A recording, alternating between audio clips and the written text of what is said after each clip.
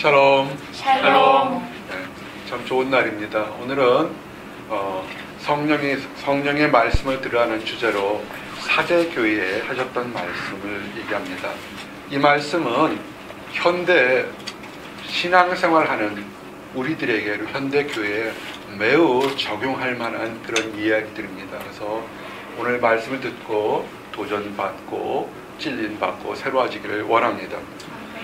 늘 우리가 시작할 때 이 사대교회 그리고 현대교회는 말씀하시는 이가 누군지를 좀 알기 원합니다. 특별히 오늘 이 첫 번째 말씀하시는 이를 잘못 택해서 정말로 많은 그릇된 이단들이 이 말씀하신 이의 그 영이 자기에게 임했다는 그런 것들을 많이 오류하고 있습니다. 오늘 말씀하시는 이는 뭐냐면 7 영과 7 뼈를 가졌던 사람이라고 성경은 이렇게 얘기를 하고 있습니다.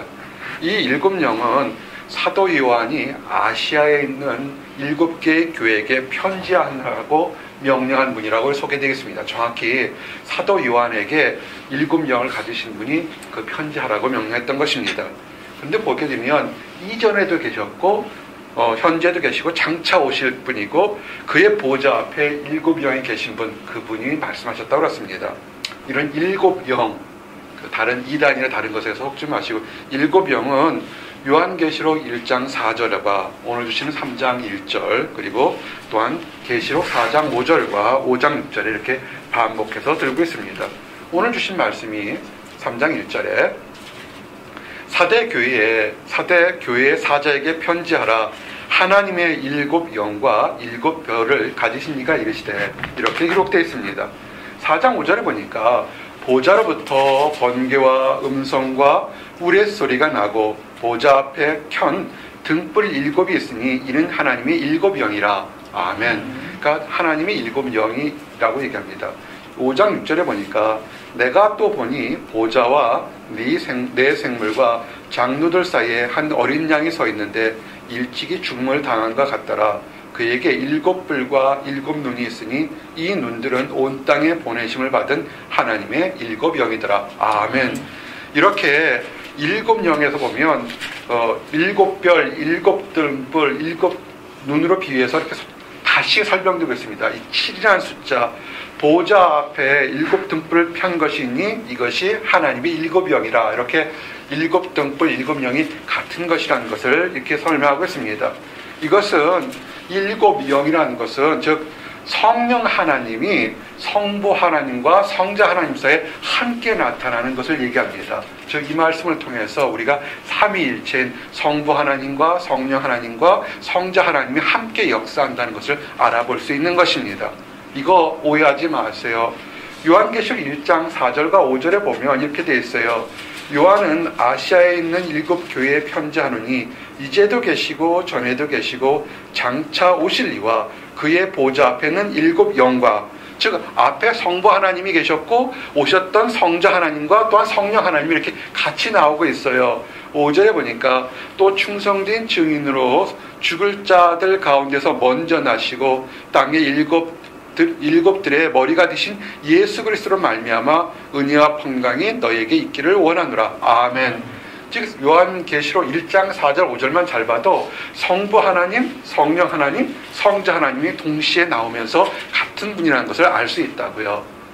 정말 최근에 많은 이단들이나 그릇된 사상들이 이런 7 영이나 7 계시가 마치 자기들만 어떤 특정한 사람만이 가졌다고 하는데 아니에요. 이것은 하나님의 그 성령 하나님, 성부 하나님, 그다음에 성자 하나님이 함께 역사하는 것을 얘기하고요. 이 7이라는 것은 이것은 구약 사람들부터 시작한 그 스가랴 선지라는 것처럼 이스라엘 백성들이 자라는 완전한 것을 얘기하는 것입니다.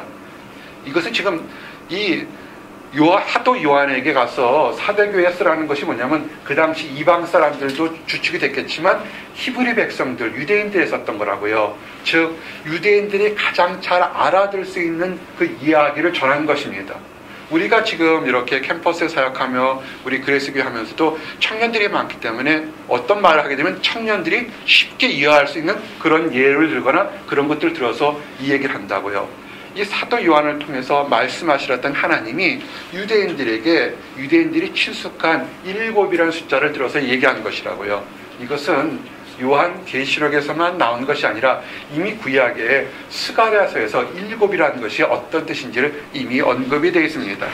스가랴서 3장 9절에 만군의 여호와가 말하노라 내가 너 여호수 앞에 세운 돌을 보라 한 돌에 7눈이 있느니라. 아멘. 돌 하나에 7눈이 있다. 하나님께서 말씀하신다 땐 이렇게 하는 게 뭐냐면 7은 완전하며 성결을 얘기하는 것입니다. 성령의 위는 하나지만 그 성령의 속성과 권능이 완전하시면서 다양하게 7의 숫자로 나타나는 완전수가 7인 것입니다. 7영이 7개의 영을 뜻하는 것이 아닙니다.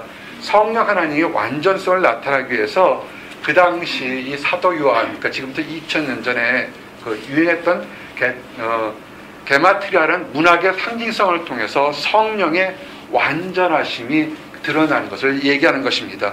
7영은 완전한 하나님을 상징하는 것입니다. 그래서 구약, 이걸 좀 설명하기를 원하면 구약 이사야서 11장 2절에 성령 하나님을, 한 성령 하나님을 7가지로 다양하게 묘사하고 있어요. 어떻게 됐냐면 이사야서 11장 2절에 보니까 여호와의 신 곧 지혜와 총명의 신이요 모략과 재능의 신이요 지식과 여호와를 경외하는 신이 그 위에 강림하시니. 아멘. 하나님이 성령이 하나인데 7가지 역할을 해요. 어떻게 보면 지혜의 신이요 총명의 신이요 모략의 신이요 재능의 신이요 지식의 신이요 여호와를 경외하는 신이요 강림하시는 신, 한 신이 7가지 역할, 액티비티를 함께 이렇게 표현하고 있는 것입니다. 그래서 즉 이 얘기가 뭐냐면 실체와 존재에 있어서 하나님의 영은 삼위일체 하나이지만 그 역사하는 것은 7가지 다양하게 원래 얘기한 것보다 7개의 다양한 것으로 7배로 활동하고 있다는 것입니다. 그래서 또한 이것이 스가랴서 4장 2절에 등대와 같은 위치를 얘기합니다. 스가랴서 4장 2절 보니까 그가 내게 묻되 내가 무엇을 보느냐 내가 대답하되 내가 보니 순금 등잔대가 있는데 그 위에는 기름 그릇이 있고 또 그 기름 그릇 위에 7 등잔이 있으며 그 기름 그릇 위에 있는 등잔을 위해서 7관이 있고. 아멘. 여러 가지 등대 하나이나 여러 가지 모양을 계속 설명하고 있어요. 즉 뭐냐면 성령 하나님이 다양한 방법으로 역사하며 그 능력이 다양하다는 것을 계속 얘기하는 것입니다. 이 책이 요한계시록에 쓰여질 때 예수 그리스도가 하늘에 오르시고 교회가 막 새로 세워졌지만 세상은 로마 황제를 섬기고 이방신을 섬기는 아주 극도로 타락했던 시대입니다. 영적으로 어두웠던 시대입니다. 그래서 성령 하나님이 너희를 돌본다 그런 뜻도 되지만 7배로 성령 하나님이 그 모든 풀립하는 7배로 확장된 능력이 지금 너희들을 지켜본다 이런 뜻입니다. 7영, 7배는 7개 다른 것이 아니라 하나님이 최대한 하나님의 능력을 최대한 발휘하는 그 하나님이 여러분을 지켜본다 이런 뜻입니다. 이거 오해하지 마세요. 구약과 신약에 이미 정확하게 돼서 어느 특정한 교회 어느 특정한 사람이 7영을 가졌다 7배였다 이것은 다 그릇된 것입니다. 하나님이 가장 완전하고 온전하게 지금 여러분을 지켜보고 교회에게 얘기한다는 것입니다. 그렇게 그 능력을 최대한 발휘하시는 성령 하나님이 누구에게 얘기하냐면 사대 교회에게, 사대 교회에 있는 사람들에게 얘기한다는 것입니다.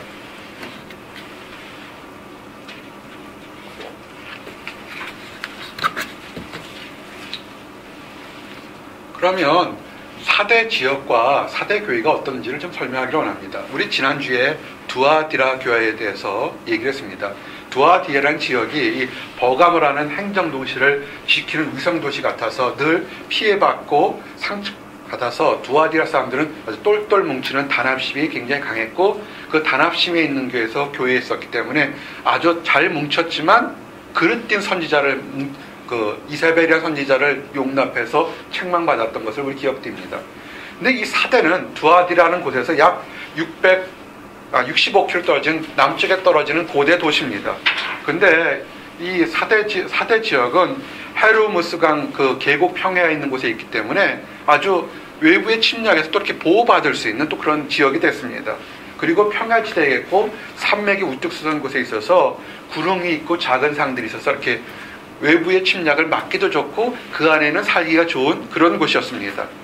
그리고 우리 고대사를 잘 연구를 안 해봐서는 모르겠지만 이 사대라는 곳은 고대사에서 아시아 지역에서 굉장히 문화가 굉장히 발달한 곳이었습니다. 이유가 뭐냐면 기원전 1200년 전에 이 사대 지역에 금이 나기 시작했습니다. 금이 이 하천에서 사금이 굉장히 많이 나서 이 당시 그 사대 지역에 있던 왕국이 루디아라는 왕국이었는데 얼마나 금이 많은지 정말 풍성해 났었습니다. 우리가 알고 있었던 다른 히타이트 왕국이나 애굽에서 그 왕들이 자기 권위를 상징해서 동전을 사용했을 때 이 왕국에서 금이 얼마나 많아서 금으로 이 화폐를 사용할 정도로 그렇게 금이 풍성했던 곳입니다.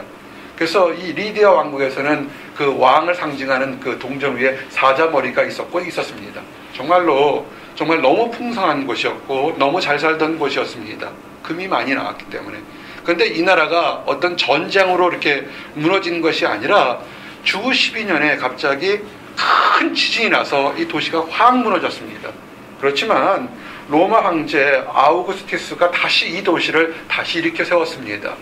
아마 금이 계속 많이 나오니까 지진이 나서 무너졌다 할지라도 그 금 때문에 다시 도시를 멋지게 세웠는데, 그때 세운 도시들의 그 모습들이 그 로마 시대의 대규모 목욕탕이라든지 유대교가 있었던 회당이라든지 비잔틴 시대의 건물들이 지금도 남아있어서 이 작은 도시가 정말 얼마나 잘 살았는지를 느껴볼 수 있는 이런 곳입니다.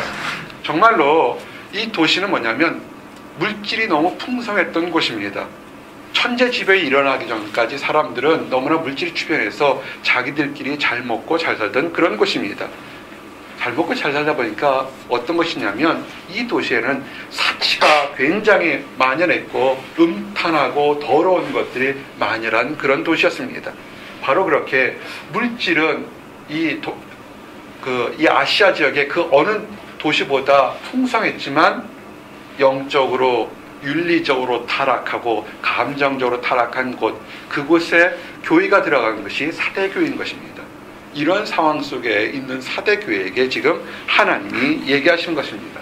이것은 어쩌보면 현대의 한국교회, 현대의 미국교회, 현대를 사는 우리들과 굉장히 비슷합니다. 지금보다 1950년, 60년 초에 한국교회, 일제시대 때 한국교회 생각해 보세요. 못 먹고 못 입고 정말 지극히 가난했습니다.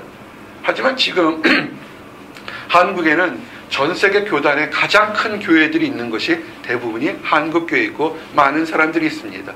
하지만 윤리적으로, 환경적으로, 도덕적으로 한국의 그 모든 위상은 좀 떨어져 나왔다는 것이 솔직한 얘기일 것입니다. 미국은 어떻습니까? 우리가 미국을 가면 기독교 국가라고 생각하는데 실제는 그렇지 않습니다. 이미 기독교 국가라고 인정하는 사람들이 그리 많지 않습니다. 이 나라의 많은 신학자들과 많은 목회자들이 걱정하는 것은 이미 미국은 더 이상 기독교 국가가 아니라는 것입니다. 왜 그렇습니까? 물질이 풍성했는데, 물질이 풍성하고 여유가 있으면 예전에 못 입고 못 먹어서 힘들어서 우리에게 먹을 것을 만나를 달라고 외쳤던 그 시대는 다 잊어버리고 물질의 풍요로 해서 영적인 빈곤이, 영적인 가난이 찾아왔던 그런 것입니다. 잘 먹고 잘 사는 것 같지만 실제로는 그 내면 세계에서는 하나님 말씀을 먹지 못하고 먹은 하나님 말씀을 베풀지 못하는, 운동하지 못해서 아사하고 운동 부족으로 죽어나가는 그런 상태의 교회가 사대교회였던 것입니다. 우리 주변에 우리가 알고 있는 한국의 우리 조국 한국교회에 수없이 많은 교회 건물들이 엄청나게 컸지만 주변에 가난한 사람들, 연약한 사람들, 넘어지는 사람들에게 얼마만큼 사랑을 베풀고 전도하고 있는지에 대해서 한번 생각해 봐야 되는 것입니다. 우리 사랑방에서 지금 한 특정 이단에 대해서 화면도 보면서 얘기하는데 정말 기하급수적으로 늘어나고 있어요. 그들이 다 교회에 있는 성도들을 빼돌려서 그렇게 됐습니다.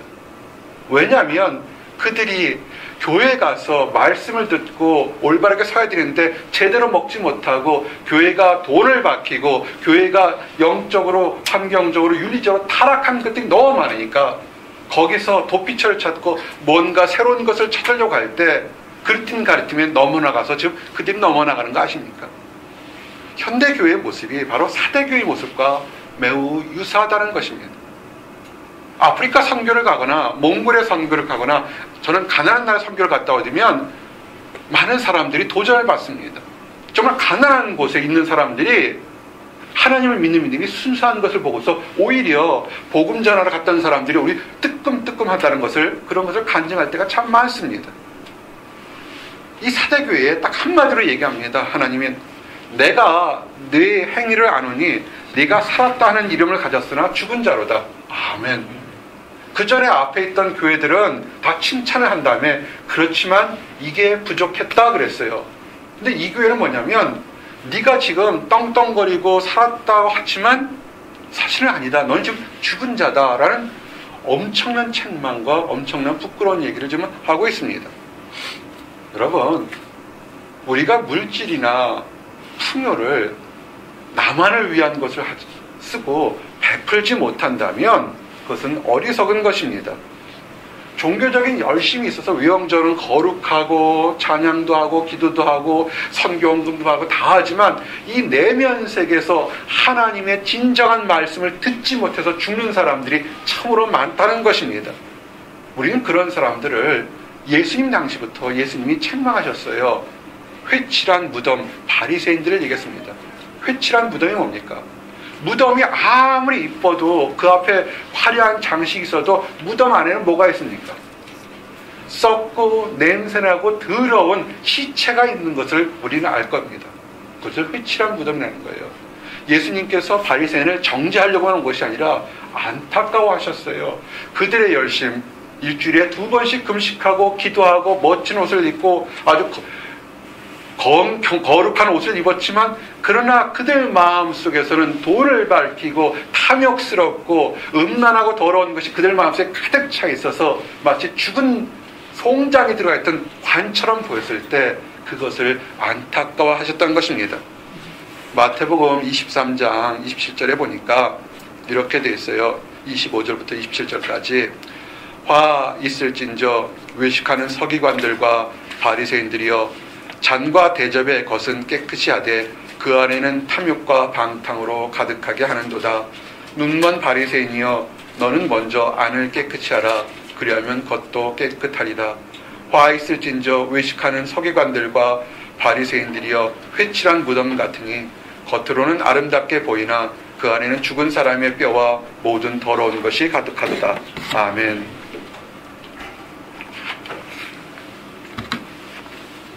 회칠한 무덤 같은 교회가 바로 사대교회였던 것입니다. 물질이요, 너무 많이 구하지 마세요. 작은 목자가 한국과 미국 전 세계에 있는 사람들에게 여러분의 중보기도 제목을 소식을 알려주십시오. 그러면 마치 어떤 특정한 기도 제목만을 이루고 싶은 것만을 원하는 것도 있어요. 근데 좀 안타까운 것은 그런 기도 제목을 소식을 나누는 것이 뭐냐면 여러분의 그 받는 사람들의 영적인 새로운 소생과 거듭남과 부흥이 있기를 원해서 보내는 것입니다.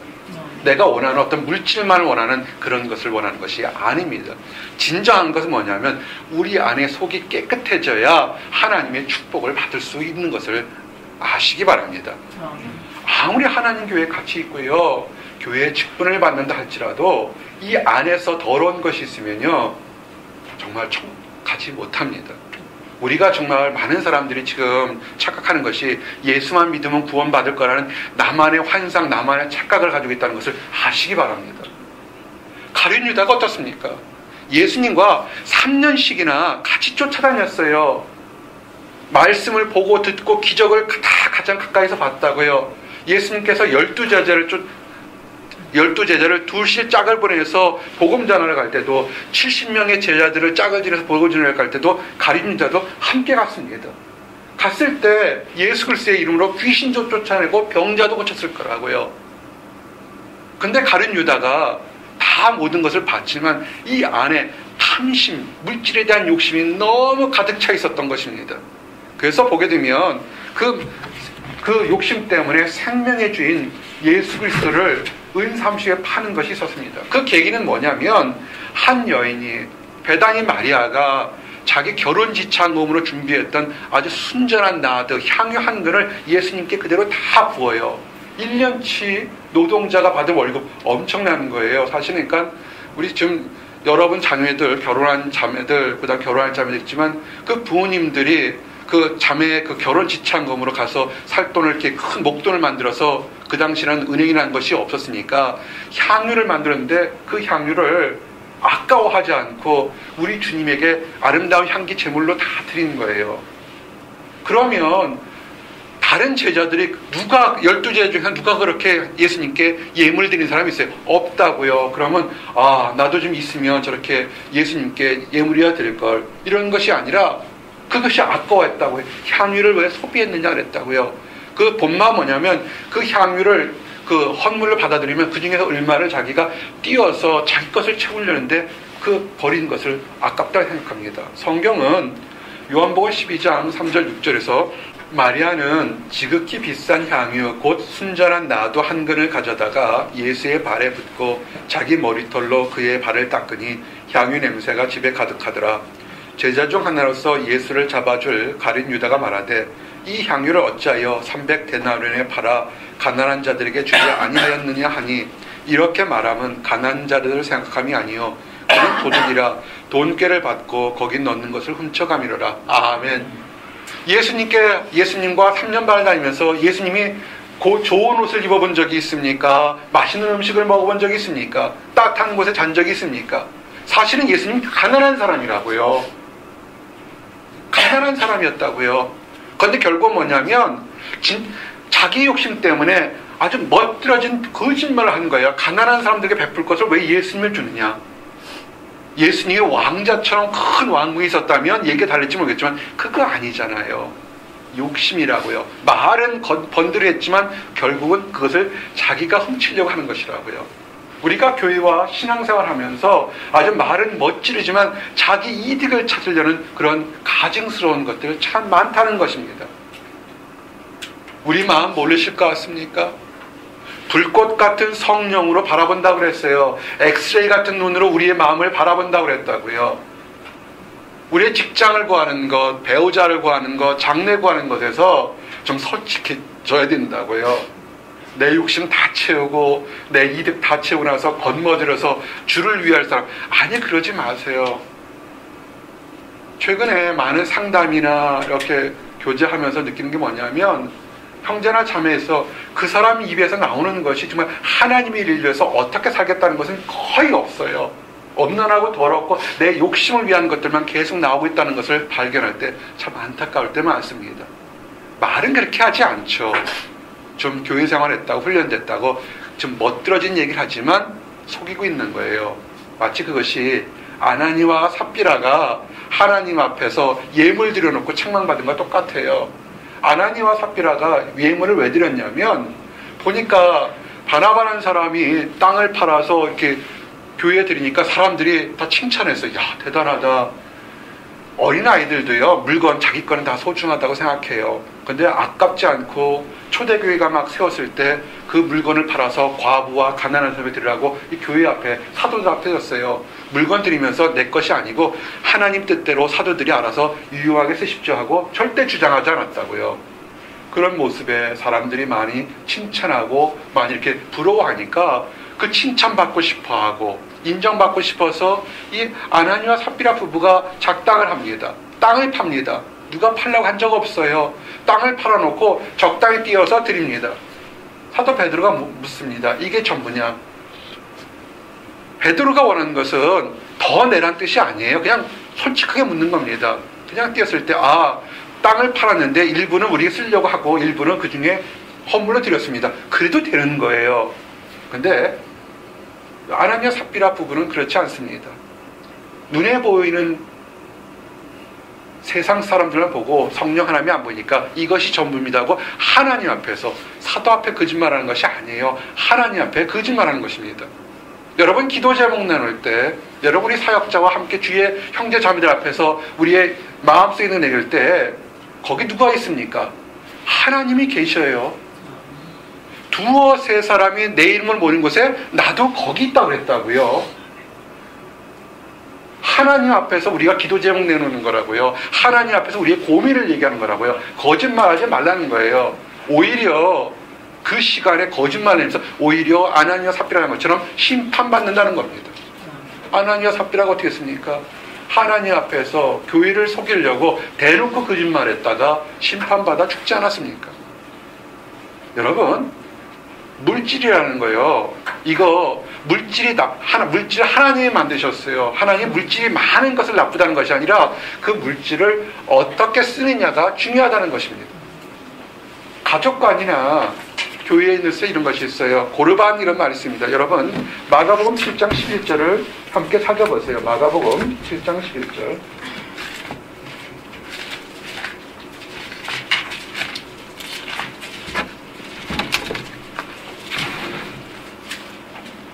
10절 11절 마가복음 7장 10절 11절 한 목소리 읽습니다. 시작. 모세는 내 부모를 공경하라 하고 또 아버지나 어머니를 모욕하는 자는 죽임을 당하리라 하였거늘 너희는 이르되 사람이 아버지에게나 어머니에게 말하기를 내가 드려 유익한 것이 고르반 곧 하나님께 드림이 되었다 하기만 그만이라 하고. 아멘. 우리 이단이나 그릇된 사상을 가진 사람들이 부모나 가정을 소홀히 해요. 그러면서 뭐냐면 내가 지금 하나님께 더 귀한 것을 드렸기 때문에 부모한테나 가정이나 또는 이 교회에 그거 안 해도 된다 이런 얘기예요. 그게 말이 맞습니까? 아니에요. 틀리는 거예요. 하나님께 귀한 것을 드리려면 문제가 있으면 사람과의 문제가 있거나 가정에 문제가 있거나 부모 자식 간에 문제가 있으면 먼저 화해하고 그들에게 마음이 평안한 상태에 예물을 드리라고 성경은 얘기했다고요. 마치 그런 겁니다.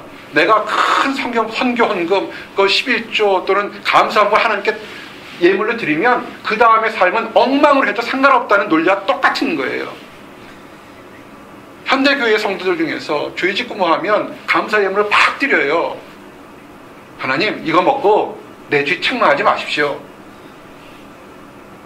세상적으로 어떨지 모르겠지만 하나님은 이렇게 보지 않으세요. 하나님이 원하는 것은 물질을 드리는 것이 아니라 자복하고 통회하는 깨진 마음을 원했던 거라고요. 나 예수 잘 믿고 나 잘 된다면서 부모 무시하지 마세요. 가난하거나 못 배우거나 많이 상관없이 부모 무시하지 마시라고요. 하나님을 믿는 사람들, 하나님의 자녀는 가장 먼저 부모와 형제자매와 가정과 교회를 아껴야 된다고요. 이단들은 그렇게 가르치지 않잖아요. 떠나라. 하나님만 믿으면 된다. 너 인생 하나님 바치면 된다 그러잖아요. 그게 잘못됐다는 겁니다. 왜 이렇게 잘못이 일어납니까? 내 안에 욕심 때문에, 나만 살고 싶은 욕심 때문에 이렇게 그릇된 길을 간다는 것이에요. 우리는 이런 사람들, 영적 빈곤한 사람, 영적으로 가난한 사람, 영적으로 기하선상에 있는 사람이라고 얘기한다고요. 세상을 많이 가졌지만 안에서 사랑이 없고 그릇된 생각으로 세상을 사는 사람, 영적 빈곤에 있었던 사람 한 예화를 여러분에게 좀 소개하기를 원합니다. 미국에 히티 그린이라는 사람이 있었어요. 오래전 사람입니다. 1916년에 세상을 떠났으니까 지금부터 100년 전 사람입니다. 근데 사람들은 이 사람을 가르칠 때 미국에서 역사상 가장 구두쇠였다 이렇게 표현을 해요. 히티 그린이라는 사람을. 이 할머니는 가스가스 들어서 평생을 갖다가 차가운 오트밀만 먹었다고 그래요. 뜨거운 국물 먹지 않고 가스가스였어. 그리고 그 아들이 다리에 상처가 났는데 병원 치료비가 아까워서 두고두고 치료를 미루다가 결국은 그 아들의 다리를 절단하는 그런 사태까지 갔습니다. 근데 이 할머니가 세상을 떠났습니다. 근데 할머니가 세상을 떠나고 나서 나중에 본 게 뭐냐면 사람들은 되게 가난하구나, 못 사는구나 생각했는데 그 할머니 통장에 무려 1억 불의 은행 잔고가 있었던 것입니다. 아니 1억 불이란 지금도 천문학적인 돈이지만 지금부터 100년 전에는 천문학적으로 엄청난 돈인데 돈만 모을 줄 알았지 아무것도 쓰지 못하고 결국은 자기 자신도 거지처럼 차가운 오트밀과 아들의 다리를 절단하는 것을 보는 그런 가난한 사람이었습니다. 물질을 주었는데 그 물질의 축복을 누리지 못하고 쥐어잡기만 하고 허망하게 산 그런 사람들입니다. 여러분, 우리 크리스찬들도요 사실은 부자예요. 여러분이 오늘 걸어서 여기까지 올 수 있는 거 그거 감사한 적 있으십니까? 감사해야 돼요. 수없이 많은 일들이 지금 도처에 일어나고 있잖아요. 어제 보스턴에 이게 눈인지 빈지 헷갈릴 정도로 막 내렸어요. 많이 내렸어요. 아마 그 영향인지 여기서 한 40, 50분 가는 프레임이라는 곳에서 큰 덤프 트럭이요. 그 미끄러지면서 차도를 차고 사고가 났어요. 그러니까 큰 덤프 트럭하고 타고 작은 승용차 부딪히니까 굉장히 많이 다쳤겠죠. 문제는 뭐냐면 사고가 나면서 이 덤프 트럭이 집을 들이받았어요. 새로 지은 집을 들이받아 버렸어요. 그 안에 있는 사람들도 굉장히 놀랐으면서 집이 거의 다 무너져 버렸어요. 우리는 편안하다 것 같지만 하루 일을 어떻게 할지 모른다고요. 사실은 우리가 있을 때 이 밝은 햇살을 보면서 하나님 감사합니다 할 수 느낄 수 있는 우리의 축복을 누리지 못한다면 우리가 이 히티그린 할머니처럼 어리석은 거라고요. 여러분의 지금 뭐가 있습니까? 시험이 다가오고 논문이 다가오고 취업이 다가오고 연애 교제할 사람이 없어 나는 불행합니다. 아니에요. 여러분의 젊음이 있잖아요. 난 여러분의 젊음을 볼 때마다 얼마나 부러운지 몰라요. 이 축 처진 거 좀 어떻게 안 올라가나? 하나님께 감사해서요. 오늘 연결장 찬양인 것처럼 무화과 나무에 열매가 없어도 박수치면서 기뻐할 수 있어야 된다고요. 우리가 인생을 좀 다르게 보자고요. 아멘. 여러분, 가난은요 저주가 아니에요. 가난한 것, 나도 가난한 교회이기 때문에 잘 알아요. 가난은 불편한 것이에요. 저주가 아닙니다. 가난하다고 불행한 것이 아닙니다. 우리 가난한 사람들이 행복을 느꼈던 것, 그리고 물질이 풍요한 사람이 행복 못 느끼지 못하는 두 가지 상반된 예화를 좀 소개할게요. 이것도 굉장히 오래전 얘기예요. 1976년, 이때 태어난 분들이 있나요? 1976년 하면 1970년에 중국은, 지금은 중국이 무지하게 발달했어요. 정말 도시는 웬만한 뉴욕보다 더 잘 살았지만 1970년 당시의 중국은 굉장히 가난한 도시였습니다. 그 당시 공산주의도 있었지만 나라 전체가 못 먹고 극심한 그런 기아에 시달릴 때가 있었습니다. 근데 1976년 7월 28일에 중국의 당산시라는 곳에서 인구가 약 70만 명이 사는데 여기에 대지진이 일어났습니다. 그래서 지진이 일어나서 인구가 70만 명이던 당산시의 인구 거의 3분의 1이라는 24만 2천 명이 죽었습니다. 아마 역대 지진 중에서 가장 많은 피해를 입었던 그런 대지진입니다. 이건 저주일 거예요. 이 당산 대지진에 대한 영화들이 참 많이 나오고 있습니다. 끔찍한 얘기예요. 근데 그 당시에 그 관계가 별로 안 좋던 일본 대사가 이 대지진이 났던 당산 시내의 그 충격적인 장면을 보면서 또 하나의 충격적인 장면을 목격한 것이 있었습니다. 다 무너지고 정말 먹을 물이나 음식이 없는 그런 상태에서, 그 대지진 상태에서 그 중국 당산시 사람들이 물건을 훔치는 사람도 없고 남을 해치는 사람도 없고 악한 짓을 하는 사람들이 없었다는 겁니다. 오히려 위기에 처하고 무너진 사람들 서로 구해주려고 안타까워서 서로 구해주는 역할을 보고서 뒤려 놀랬다는 것입니다. 우리는 알 수가 없어요. 그것이 그 당시 중국을 쥐었던 공산주의 사상 때문에 그것이 그렇게 한지는 모르겠지만 이 일본 대사의 눈에는 그것이 강제된 행위가 아니라 정말 인간을 구하는 사랑하는 마음의 자연스러운 행동이었다는 것이었습니다. 근데 이와 반대되는 이야기를 좀 하나 소개하고 싶기를 원합니다. 그보다 1년쯤 후에 1977년 7월 13일 미국의 뉴욕시에서 정전사고가 발생했습니다. 약 25시간 동안 이 퀸스 지역에서 정전사고가 일어났습니다. 그래서 이 정전사고가 있어서 뉴욕시 전체가 전기가 들어오지 않았습니다. 왜냐하면 그 뉴욕시의 전기를 공급하는 그 웨스트체스터 카운티의 콜앤디스라는 그 발전소에 낭비가 떨어지면서 전기가 공급되지 않은 겁니다. 77년이면 미국이 잘 살았을 때예요. 그런데 이 정전으로 인해서 암흑이 됐잖아요. 밤에 뉴욕 시내 상점 1700곳이 털렸습니다. 경찰에 체포된 인원이 3,000명이 넘었고요. 재산 피해는 1억 5천만 달러 기록된 것만 그렇습니다. 화재들이 굉장히 많이 났고요. 이 당시에 시장이었던 에이브러햄 빔 뉴욕 시장 뭐냐면 이것은 지옥이었다. 어쩜 우리가 문명시대에서 가장 잘 산다고 하는 이 뉴욕 시내가 이렇게 전기 하나 끊어진 것 때문에 이렇게 지옥처럼 변할 수 있는가, 그런 얘기를 한탄한 적이 있습니다. 여러분, 이런 예를 들어보면서, 이 사대교회를 들어보면서 우리가 정말 물질에 대해서 무엇을 고민해야 될지, 어떻게 생각해야 될지 한번 생각해 봐야 됩니다. 교회의 부흥, 무엇을 생각합니까? 우리가 사람 교회 부흥 그러면 큰 건물, 넓은 땅, 교회에서 유치원도 있고 모든 시설 다 있고 장례식도 있고 묘지도 있고 수많은 사람들, 수천 명의 사람들만이 교회의 부흥이라 생각합니까? 교회에 자산이 많은 것, 그걸 교회의 부흥이라 생각합니까? 아니에요. 하나님은 어떤 수적인 부흥이 아니라 그 안에 있는 교회가 요만큼 있든 이만큼 있든 그 교회 안에 있는 그 성도들 한 사람 한 사람의 퀄리티, 질적인 것을 바라보겠다는 것입니다. 뉴욕에 가보세요. 큰 교회가 있어요. 큰 교회가 있지만 그 교회가 지금 뭡니까? 관광지로 쓰고 있잖아요. 종교개혁을 땐 독일 가보세요. 수많은 교회들 관광지로 쓰고 있다고요. 기도하는 사람 없습니다. 영국에 가보셨어요? 교회들이 웬만한 것들이 좀 술집이나 다른 곳을 바뀌어버렸다고요. 그 큰 건물들이 다 쓰러져 가고 있다고요. 현대교회도 한국교회도 지금 거의 이런 과정을 겪고 있지 않을까 두렵다는 겁니다.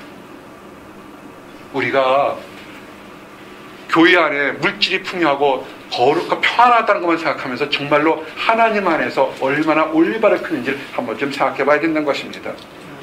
이런 현대교회, 이렇게 만몬, 물질만을 성사하는 그 사대교회 같은 현대교회가 과연 부흥할 수 있을까요? 부흥의 방법이 오늘 말씀하는 겁니다. 한번 따라하세요. 회개하자. 회개 능력이 있어야 교회가 살아납니다. 3장 3절에 그러므로 내가 어떻게 받았으며 어떻게 들었는지 생각하고 지켜 회개하라. 만일 일깨지 아니하면 내가 도둑같이 이르니 어느 때에 내게 이르는지 내가 알지 못하리라. 아멘.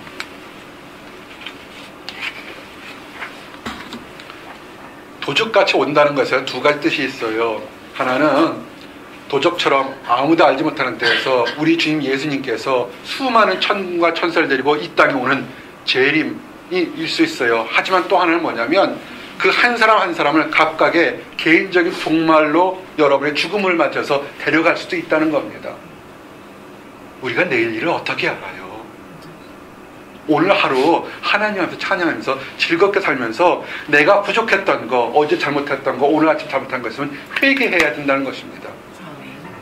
회개를 통하지 않으면 복음의 능력이, 기도의 능력이 일어나지 않습니다.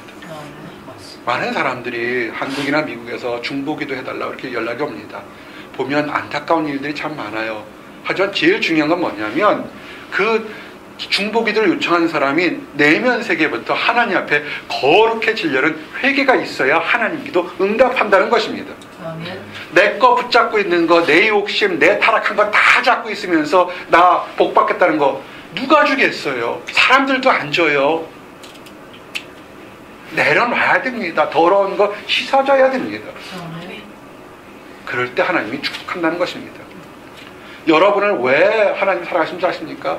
이런 더러운 거 다 사라지고 나서 하나님이 그 깨끗한 몸으로, 거룩해진 몸으로 하나님 찬양하기를 원해서 여러분의 죄를 용서하는 거였습니다. 에베소서 1장 5절에서 6절 그 기쁘신 뜻대로 우리를 예정하사 예수 그리스도로 말미암아 자기의 아들들이 되게 하셨으니 이는 그가 사랑하시는 자 안에서 우리를 거저주시는 바 그의 은혜의 영광을 찬송하게 하려는 것이라. 아멘. 여러분이 하나님의 자녀가 되는 것, 여러분이 죄에서 용서받게 했다는 것, 그 여러분의 능력이 된 게 아니라고요. 거저 선물로 주는 거라고요. 거저 받았는데 왜 이렇게 생색을 내느냐고요. 거저 받았는데 뭔가 또 거저 이 세상 어떤 것으로 얻을 수 없는 것을 공짜로 거저 선물로 받았는데 왜 이렇게 욕심내고 채우려고 그러느냐고요. 그러지 마시기 바랍니다. 내려놓고 온전한 모습으로 하나님께 나가야 됩니다. 이것은 회개가 있어야 돼요. 회개가 있어야 성령님께 역사하는 순종의 역사가 일어나는 것입니다. 오늘 7절에 나온 것처럼 1절에 나온 것처럼 하나님의 7영과 7뼈를 가지신 이가 라고 소개하고 있습니다. 그만큼 하나님의 영은 충만한 가운데 우리를 바라보고 지켜보고 있다는 것입니다. 그래서 우리가 하나님께서 우리를 지켜본 것처럼 우리의 회개도 온전하게 돌아가야 되는 것입니다. 하나님께 나가시기 바랍니다. 예수님도 주님의 일을 할 때 예수님의 그 자기의 본전한 것이라 성령 하나님이 오셨을 때 함께 하셨어요. 그것이 뭐냐면 누가복음 18장 18절 19절을 보니까 주의 성령이 내게 임하셨으니 이는 가난한 자에게 복음을 전하게 하시려고 내게 기름을 부으시고 나를 보내사 포로된 자에게 자유를 눈먼 자에게 다시 보게 함을 전파하며 눌린 자를 자유롭게 하고 주의 은혜의 해를 전파하게 하려 하심이라 하였더라. 아멘. 예수님의 사이가 어땠어요? 성령 하나님이 함께 하시고 하나님이 보내신 성부 하나님과 함께 있을 때 나가는 거라고요. 여러분 좀 힘들고 어렵습니까? 문제 바라보지 말고요. 내 안에 회개하고 거룩한 모습으로 나가세요. 어떤 사람은 이 기도 응답 받고 싶어요. 이렇게 되고 싶어요 하는데요. 솔직히 아직 멀었습니다. 그 안에 더럽고 추한 욕심, 더러운 욕심, 답답한 욕심이 가득 차 있는데 아무리 기도한다고 회개하는 모습이 보인다 할지라도 성령님께서 오시겠어요? 거기 안 온다고요. 성령님이 오셔야 문제가 해결되는 거예요. 내 문제로 해결되는 것이 아닙니다. 한국 교회도 그렇고 미국 교회도 그렇고 우리 안에 있을 때도 뭐냐면 따라하세요. 성령님의 역사. 성령의 역사가 일어날 때 능력이 일어나는 거예요. 초대교회 때 예수님께서 십자가에 지시고 부활하셨을 때 수많은 제자들이 있었어요. 제자들이 있을 때 개인적인 능력이나 사고로 뛰어나가지 말고 예수님 뭐라고 했어요? 성령이 임할 때까지 기다린 다음에 성령의 힘을 입고서 나가라 그런다고요. 사도행전 1장 8절에 뭐랬어요? 오직 성령이 너에게 임하시면 너희가 권능을 받고 예루살렘과 온 유대와 사마리아 땅끝까지 이르러 내 증인이라 하시니. 아멘. 우리 안에 성령님이 함께 역사할 때, 함께 할 때 기적이 일어나고 능력이 일어나는 것입니다. 그래서 이 성령을 바라는 마음, 성령의 역사를 하려면 어떻게 되면요? 따라하세요. 가난한 마음. 마태복음 5장 3절에 이렇게 돼 있어요. 심령이 가난한 자는 복이 있나니 천국이 저희 것이며. 아멘. 우리 사랑방 성경 공부 모임에서 이 가난한 것이 어떤 거냐라는 질문을 했어요. 많은 것을 설명했지만 또 이런 이하로 설명할 수 있어요. 어린 아이가 엄마의 젖을 빨려고 할 때 어떤 의유를 하겠어요? 우리 엄마가 많이 배운 엄마의 젖을 빨겠다. 우리 엄마가 운동을 많이 하는 사람 빨겠다. 그렇지 않잖아요. 어린아이, 갓난아이가 어머니 젖을 빨 때는 먹기 위해서 온 힘을 다해서 사랑하는 어머니 젖을 빠질 것이라고요. 오직 그 눈은 순전한 젖을 주는 어머니 눈만을 바라볼 거라고요. 심령이 가난하다는 것이 그것이에요. 다른 거 바라보지 마세요. 여러분을 유혹하는 다른 거 바라보지 마세요. 직장이나 이성이나 건강이나 물질이나 바라보지 마세요. 그거 누가 줍니까? 하나님이 주세요. 하나님 주시면 하나님만을 바라보라고요. 요 안에 요 잡은 마음에 요건 안 되고 저건 되고 이건 안 되고 이건 미워하고 이건 싫고 그러면 꽉 차 있으면 들어올 것이 없는 거예요. 어린아이처럼 아주 젖먹이 어린아이처럼 나는 아무것도 할 수 있고 젖꼭지를 물렸을 때 내 입으로 그 젖만을 먹겠다는 그 어린아이처럼 됐을 때 그때 하나님 그 눈으로 천국을 바라볼 수 있는 눈이 생긴다는 것입니다. 욕심 버리십시오. 이렇게 심령이 가난해지고 회개할 때요 우리가 변화되는 것이 있습니다. 그것이 뭐냐면 거룩해지는 것입니다. 여러분 거룩해진다는 것은 이걸 너무 윤리적으로 보지 마세요. 거룩해진다는 것은 우리 주님 예수 그리스도를 닮아가는 것이 거룩해지는 것입니다. 이스라엘 도왔던 천사들, 그다음에 많은 다른 제사장들이 요한계시록 4장 8절에 보니까 우리 주님을 뭐라고 표현하냐면 이렇게 표현해요. 거룩하다, 거룩하다, 거룩하다. 이 천사들이 하는 일이 뭐냐면 예수님을 보고 평생 동안 거룩하다, 거룩하다, 홀리, 홀리, 홀리 하고 찬양하고 있는 것이라고요. 거룩해진다는 것. 그것은 뭐냐면 우리들이 예수님을 닮아가는 것입니다. 그래서 예수님을 닮아가서 세상과 우리 거룩 그러면 마치 어디 무인도에서 딱 떨어져서 혼자만 사는 것이 아니라 세상 속에서 예수 그리스도를 닮아가며 예수 그리스도의 향기로 살아가는 것이 그것이 거룩인 것입니다. 그래서 그렇게 되면 어떻게 되겠어요? 구원받았습니까? 라는 이단들이나 어느 선교단체에서 얘기할 때 한 번 구원받으면 끝났다 생각하는데 그건 아니에요. 구원받은 것, 거룩해지는 것은 뭐냐면 어제보다 오늘이, 오늘보다 내일이 더욱더 깨끗해지는 거라고요. 여러분 식사할 때 집에 그릇을 누가 선물로 줬을 거예요? 우리 결혼했으니까 선물 줬어요? 아마 보통 옛날 어머니들 보면 딸에게 주려고 그릇을 막 사놨었다고요. 근데 시대가 바뀌어서 좋은 그릇이 너무 많이 나오는 것을 봐서 쓰지도 못해요. 그릇 주었는데 처음 쓸 때는 깨끗할 거 아니에요, 그릇이. 근데 한 번도 못 쓰면 거기 음식물 찌꺼기가 다 잔뜩 있는데 거기다 또 음식 먹겠어요? 아니잖아요. 그릇 안에 찌꺼기가 있고 더러운 것이 어떻게 돼요? 씻어낸 다음에 깨끗해진 다음에 써야 될 거 아닙니까? 한 번 구원받으면 끝났다. 이런 거짓된 가르침에 속지 마시기 바랍니다. 구원받은 거 우리의 잘한 것으로 얻은 것이 아니라 하나님의 선물이라고요. 귀한 선물 받았으면 하나님 앞에서 귀한 선물 주신 하나님을 닮아가듯이 깨끗해지고 거룩해지고 온전해지도록 노력해야 되는 것입니다. 한번 따라하세요. 가정에서부터 경건하자. 가정에서부터 경건하자. 경건이요, 너무 멀리 바라보지 마세요. 이단들은 어느 특정한 교회에서 특정한 단체만이 경건하다는데 아니에요. 여러분이 속한 가장 가까운 곳에서 가정에서부터 거룩해 주시기 바랍니다. 사도 바울이 복음을 전할 때 많은 과부들이 따랐어요. 왜냐하면 구제도 했고 그 당시 과부들은 생활 능력이 없잖아요. 약한 존재라고요. 그런데 이 과부들이 다 좋은데 가난하고 힘들고 다 좋은데 과부들이 할 일이 없으니까 맨날 험담을 했다고요. 말로 다른 사람들 허쳤다고요. 그 사도 바울이 뭐였습니까? 입술을 제어하라고 그랬잖아요. 여러분들 마찬가지예요. 세상에서는 깨끗한 옷을 입고 멋진 모습을 있지만 아무도 안 보는 여러분들만 있는 여러분의 가정, 혼자 있든 둘이 있든 그 가정에서부터 경건해지고 거룩해지기를 원합니다. 우리 부부가 있는 분들, 부부 생활하는 것도 예배라고 되어 있어요. 밥 먹는 것도 예배라고 그랬습니다. 그래서 함께 하시기 바랍니다. 귀신 들렸던 자가 막 무덤가에서 난리치고 벌거벗고 난리쳤을 때 예수님께서 그 귀신 들린 자를 쫓아냈어요.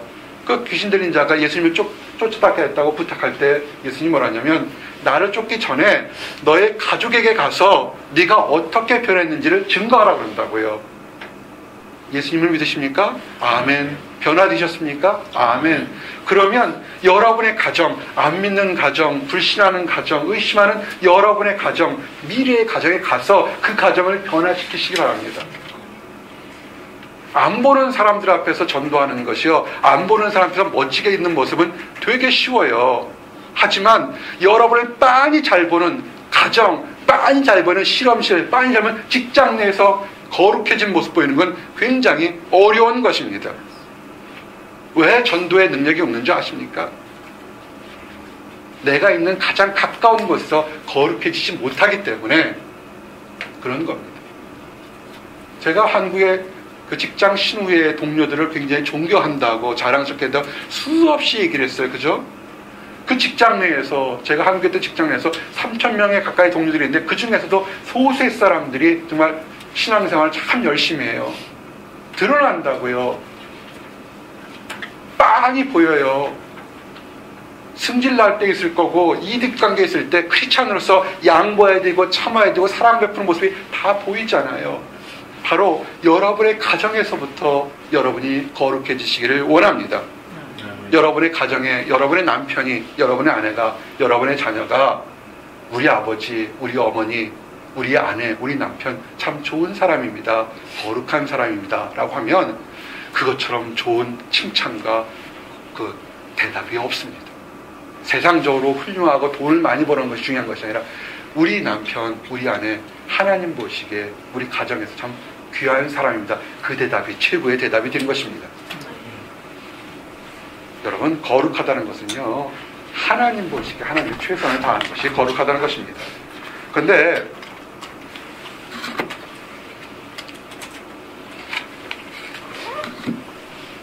이 거룩한 생활을 하기 위해서는 매일매일 십자가에 여러분의 추하고 답답한 것을 십자가에 묶어야 됩니다.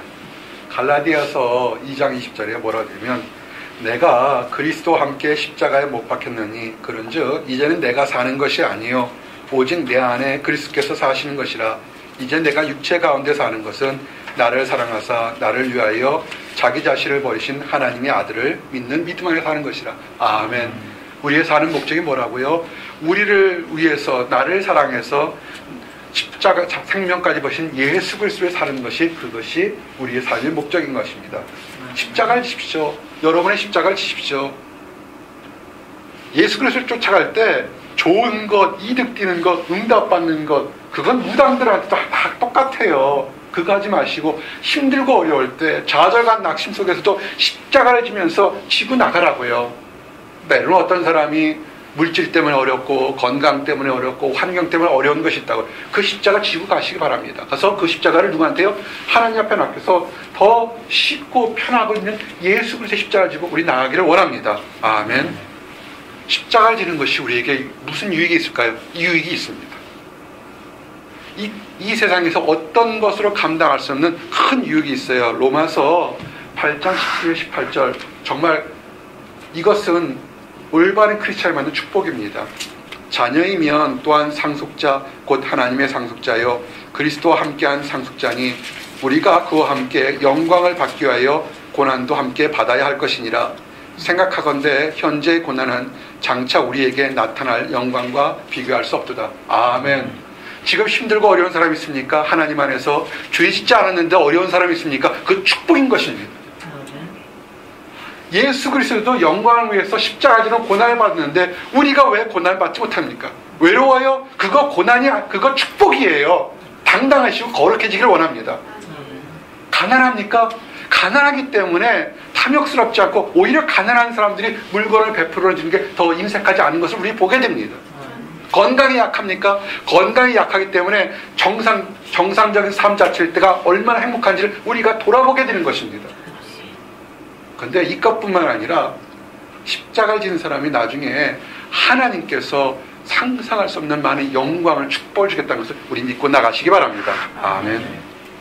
그런데 이 거룩하려고 하는 데 있어서 방해하는 것이 참 많아요. 음란한 것도 있고 뭐 다른 것도 많은데 하나가 있습니다. 한번 따라하세요. 시기하지 말자. 시기하지 말자. 다른 말로 얘기하면 늘 이 작은 목적이 된 것, 절대 비교하지 마세요.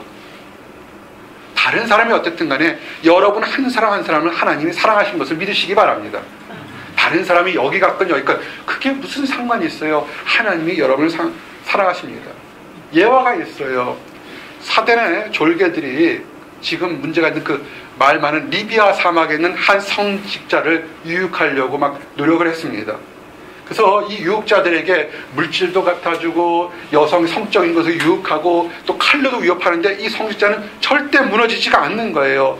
육신의 정욕이나 뭐 많은 것을 유혹하는데 무너지지 않습니다. 근데 이 사단의 졸개들이 막 나서서 유혹해서 넘어지지 않으니까 사단이 직접 나섰습니다. 가가지고 이렇게 한 거예요. 졸개들한테 너희들의 전략, 물질이라든지 어떤 음란한 거라든지 위협으로 하는 것은 그 시대에 뒤떨어진 유혹 방법이다. 내가 하는 것을 잘 봐. 이렇게 한 거예요. 사단이 직접 나서서 사단의 졸개들이 어떻게 저 성직자들을 유혹하나 이렇게 봤습니다. 그때 뭐라고 하냐면 이 사단이 성직자 귀에 대고 소곤소곤 외쳤어요. 이봐, 당신 동생은 벌써 알렉산드리아 주교가 되었어. 딱 그 한마디 했어요. 이 말을 듣고 있더니 성직자 얼굴이 금세 험악해지면서 마음에 먹금이 들어졌다는 겁니다. 사단은 만족스러운 표정을 주고 떠났어요. 시기, 질투, 비교하는 것 때문에 이 거룩함이 확 무너진 겁니다. 학위 빨리 받은 것, 남보다 빨리 받고 늦게 받는 것이 뭐 문제가 있다고요? 결혼 좀 빨리 하고 늦게 하는 게 뭐가 그렇게 문제가 있습니까? 집을 좀 빨리 사고 늦게 사는 게 뭐가 그렇게 문제가 있어요? 집 없어도요, 그 렌트 살면서도 그 안에서 행복할 수 있는 거고, 자동차 없어도 우리 티 타고 다니면서 얼마나 사랑 나눌 수 있는 거 아니에요? 남편 없고 아내가 없다고 해서 뭘 대단한 거 있습니까? 영적인 형제 자매들이 있고 또 하나님도 있잖아요. 비교하기 때문에 그래요. 빨리 결혼한 사람이 행복할 거라면 이주 시대 때가 천국이었겠네요. 좋은 시대. 14살에 결혼시켰잖아요. 아니잖아요. 욕심이, 비교하는 마음 때문에 올바르게 보지 못하는 겁니다. 이것이 사단의 전략이라는 겁니다. 이제 말씀을 마치면서 하나 우리에게 도전드린 것이 있습니다. 사대교회 같은 교회, 물질을 숭상하고 음란하고 더럽한 그런 교회, 그렇지만 겉은 화려하지만 속은 썩은 교회, 이런 교회에 과연 희망이 있을까? 우리의 조국 한국교회, 우리가 살고 있는 미국 땅, 그 다른 세계에 있는 교회들 있습니다. 거룩한 청년들을 우리 바라봐야 되는 것입니다. 시편 110편 3절에 주의 권능의 날에 주의 백성이 거룩한 옷을 입고 즐거이 헌신하니 새벽 이슬 같은 주의 청년들이 나오는도다. 아멘. 하나님은요, 다수를 들어 사용할 때 있지만 거룩한 소수를 들어서 선택받은 청년들을 들어서 사용했다는 것을 믿으시기 바랍니다. 주님은 이 죽은 교회, 이미 포기한 교회지만 그 포기한 교회가 말씀드리는 게 뭐냐면 그 죽은 교회, 사대 교회에 거룩한 소수의 흰옷을 입은 사람들이 있다는 것입니다. 흰옷을 입었다는 뜻은 뭐냐면 음란하고 더러운 것에 빠지지 않았다는 것입니다. 물질의 유혹에 빠지지 않았던 거룩한 청년들, 거룩한 사람들이 있었다는 것입니다. 여러분, 거룩한 것을 보시기 바랍니다. 소돔과 고모라를 멸망시키려 할 때, 하나님이 왔을 때 그 소돔과 고모라를 멸망시키지 말라고 애원하는 사람이 누굽니까? 아브라함입니다. 미운 사람들, 타락한 사람들이 있었지만 그들을 불쌍해달라고 매원했던 것이 아브라함이었습니다. 아브라함의 간청에 하나님의 마음이 변하셨어요. 그러면서 의인 10명만 있으면 저 도시를 멸하지 않겠다고. 소돔과 고모라가 그 당시가 얼마나 큰 도시였는데 단지 10명이었다고요. 지금 우리 찾아야 됩니다. 나부터 의인이 돼서, 나부터 시작해서 우리 내 가정이 변해서 의인 10명이 채우게 되면 하나님이 우리의 조국 한국교회, 우리가 살고 있는 미국교회, 앞으로의 세계교회가 변화될 줄 믿습니다. 아멘. 많은 거 보지 마세요. 많은 청년들이 큰 교회, 허다한 많은 사람들 중에서 뭔가 이득을 얻을까, 뭔가 유익을 얻을까, 뭔가 나를 어떻게 할까 생각하지 마세요. 교회는 그런 것이 아니라 살아 움직이는 하나님의 말씀을 받는 거룩한 사람들이 있는 곳입니다. 아멘. 그것이 세상을 변화시키는 거예요. 아멘. 하나님이 현대에 찾는 것은 의인 10명을 찾는 것이에요. 여러분의 가정 직장에, 여러분이 힘든 곳에, 왜 여러분이 말도 안 되는 그렇게 어려운 곳에 보낸 것이 뭐냐면 여러분을 통해서 여러분의 직장이, 여러분의 가정이, 여러분의 사이가 변화되는 의인으로 보낸 겁니다. 아멘. 지금 힘든 거 참아내시고 승리하시기를 원합니다. 아멘. 거룩해지세요. 회개하고 예수를 닮아가면 거룩해집니다. 그럴 때 우리 힘으로 하는 것이 아니라 성령의 역사에 있어서 그 모든 것이 변화될 줄 믿습니다. 아멘. 사대교회 하신 말씀, 의인이 되어서 세상을 변화시키는 빛과 소금이 되기를 원합니다. 기도하겠습니다. 하나님 감사합니다. 물질이 너무 풍요해서 타락한 사대교회를 우리에게 보여주심이 나여 감사합니다. 아버지, 우리가 이런 유혹과 이런 심판에 빠지지 않도록 허락해 주시옵소서. 의인 10명만 있으면 소돔과 고모라를 멸망시키지 않겠다는 하나님의 사랑을 깨닫게 해 주시옵소서. 우리가 의인되게 해 주시옵소서. 우리가 그리스도와 함께 십자가를 지고 거룩한 모습으로 나갈 수 있도록 인도하여 주시옵소서. 그래서 아버지, 우리가 거룩해져서 우리의 가정이, 우리의 일터가, 우리의 사회와 교회가 거룩해지고 살아날 수 있도록 인도하여 주시옵소서. 하나님을 알지 못하는 사람들, 안다고 하면서 낙심한 사람들에게 참된 하나님의 진리의 말씀을 전하도록 사용하여 주시옵소서. 감사합니다. 예수 그리스도를 받들어 기도했습니다. 아멘.